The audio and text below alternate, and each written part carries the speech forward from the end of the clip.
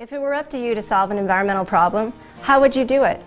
Everyone has heard of an entrepreneur, but most of you probably haven't heard of an enviropreneur. Hank Fisher is one of these people. Hank was worried about wolves. The gray wolf was on the endangered species list and extinct in the American West. This was bad for the local ecology.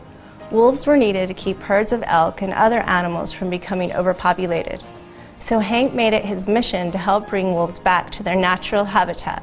Federal officials were already working on a plan to reintroduce wolves to Yellowstone National Park, but Hank wasn't sure that plan was going to work very well. Not only was it going to take too long and cost too much, but it made a lot of local people angry. For the benefit of the local ecology, Hank knew that wolf advocates needed to win over private landowners so that wolves could roam beyond the park.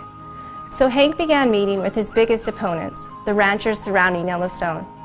He thought if he could understand their concerns, he could figure out a way to address them. His first gathering was in an old schoolhouse in Idaho. Hank describes entering the room and being met by a sea of cowboy hats.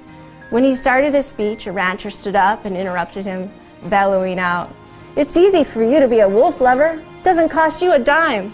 It's the people who own livestock who end up paying for wolves." This was really a eureka moment for Hank. He realized that the ranchers' opposition to wolves was an economic issue. They feared losing livestock to hungry wolves. So if ranchers could be compensated for their losses, their opposition might dwindle. Hank began looking for ways to make that happen.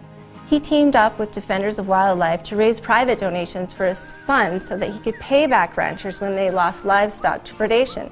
Hank also helped develop further incentives for ranchers to tolerate wolves on their land. For example, ranchers who allowed a wolf den on their property were eligible for additional compensation. Through these efforts, he was able to start turning a rare species into an asset for landowners rather than a liability. Soon, the newly reintroduced wolves began to flourish. Hank had become an environmental entrepreneur. By observing the incentives at work, he was able to find a solution that won the voluntary cooperation of local people. And that meant he could help wolves, even when the expensive legal and bureaucratic solutions were failing them. You may think that this is just one small example, but this really is happening all over the world. In Africa, South America, and Asia, the nonprofit I work for, PERC, offers support and ideas to entrepreneurs like these who want to make a real difference for the environment. Don't you think that if we can inspire more enviropreneurs, we can solve some of the greatest environmental challenges? Today, wolves are thriving in the West. Just last year, they were removed from the endangered species list. Hank made a difference by thinking beyond the status quo.